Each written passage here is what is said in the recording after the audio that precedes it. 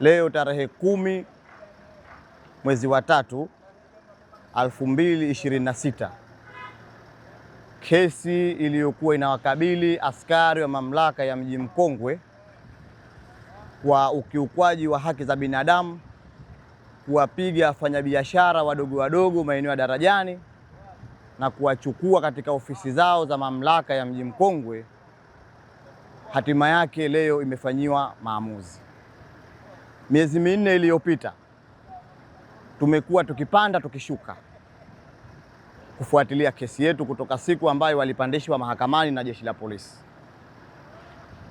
Nataka nitoe shukrani zangu za dhati kwanza kwa jeshi la polisi mkoa wa Mjini, na kwa vile natoa shukrani zangu za dhati kupitia jeshi la polisi mkoa wa Mjini hapa, manake kuanzia RPC, lakini la pili hapo kwenye jeshi la polisi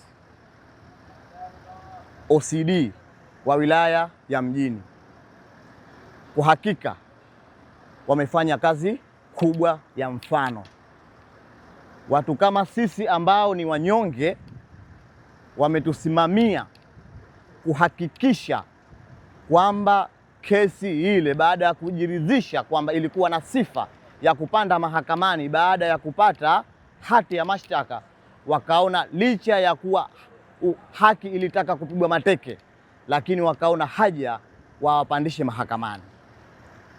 Leo kesi hatima yake imefanyiwa maamuzi. Hilo moja. Lakini la pili, hapo kwenye jeshi la polisi halijamaliza kazi. Mnayemuona huyu aliyevaa jezi ya Simba, huyu anaitwa Idi Shabani Mbega. Kama mtakumbuka siku niliyotoa klipu yangu, kama kuna kijana nilimgeuza mgongo, akiwa mgongo kafanya wekundu kama pweza aliyechemshwa, ni huyu. Lakini mpaka sasa kesi yetu haijapanda mahakamani. Twafahamu kwamba jalada tumejiridhisha lipo ofisi ya mkurugenzi wa mashtaka.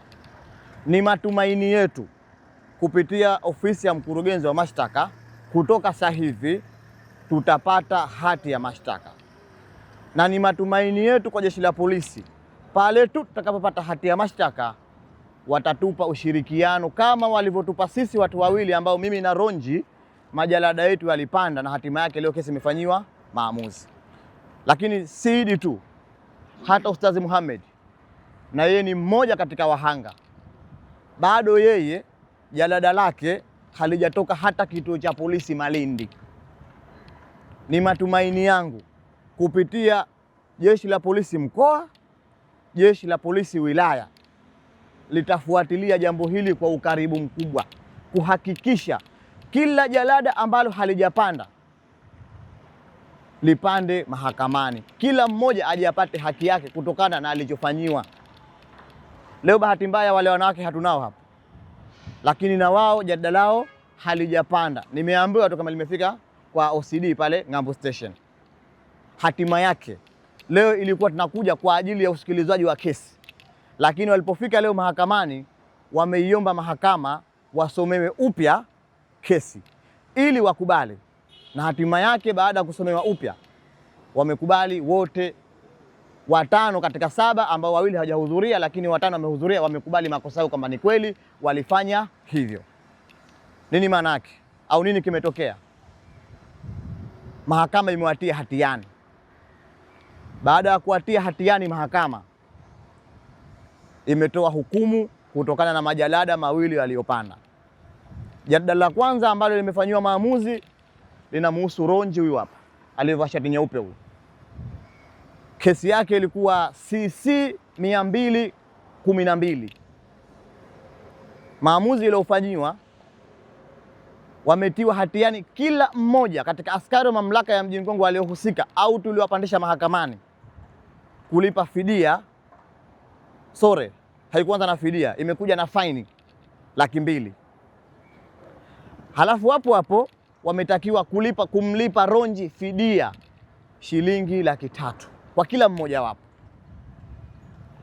Baada ya hapo likaja faili ambalo linanihusu mimi sasa kama mimi, ambalo ni CC 213. Hasa kwa vile kosa faili la kwanza ilikuwa lishafanywa maamuzi, likaonekana ni kosa jingine, hapa kidogo pakaja tofauti ya maamuzi, na hapa ndipo patamu na ndipo tunapoelekea. Maamuzi ya pili ambalo ni faili langu mimi, yamekuja maamuzi haya. Kwa upande wa fidia imekuja ile 300,000, lakini kwa upande wa faini imegeuka kidogo, imekuja shilingi 2,500,000. Lakini nimesahau kitu hapa. Kwenye ile kesi ya Ronji ambayo ni ya mapema ile, wakishindwa kulipa ile fidia ambayo iliyoamuliwa na hakimu, wanaenda jela 1.5 mwaka. Kwa upande wa kesi yangu mimi, kwa sababu ilikuwa ni kosa la pili, imeonekana kwamba shafanya kosa la kwanza moja kufanya kosa la pili, wakishindwa wanaenda 3 miaka. Tunawaombea Mungu washindwe, waende wakatumikie jela, wakaone machungu ya ujinga waloufanya. Natoa wito wale wote waliofanyiwa makosa haya tarehe 26 mwezi wa 6 2025, tusikate tamaa. Na kwa vile tupo katika mwezi mtukufu wa Ramadhani, Mwenyezi Mungu anasema katika Qur'an, tusikate tamaa katika rehema zake. Hakuna jambo jepesi. Kuna wengi wamekata tamaa, kuna wengi hawafuatilii. Fuatilieni. Sisi tumefuatilia, leo hatima yake kesi imeshafanyiwa maamuzi. Kwa vile hili lilikuwa ni faili la kwanza na la pili, ni matumaini yetu likija likipanda la 3, likija likipanda la Muhammad la 4, kuna la wanawake waliowadhalilisha mchana kweupe bisa, yakija kipanda haya matatu, insha Allah. Niliwahi kusema katika klipu yangu ya mwanzo tarehe 28 mwezi wa 6 2025, kama tulichofanyiwa ni haki, mimi sina tatizo. Lakini kama tulichofanyiwa si haki, nilisema haki itaenda kusimama, na hatima yake leo tarehe 10 mwezi wa 3 2026, haki imesimama. Haki inaenda kusimama tena kwa uwezo wa Mwenyezi Mungu. Hili haliishi mpaka. Hii ni Chum TV, usisahau kusubscribe, kulike, kucomment na kushare. Pia unaweza kutufollow kupitia WhatsApp Chum TV.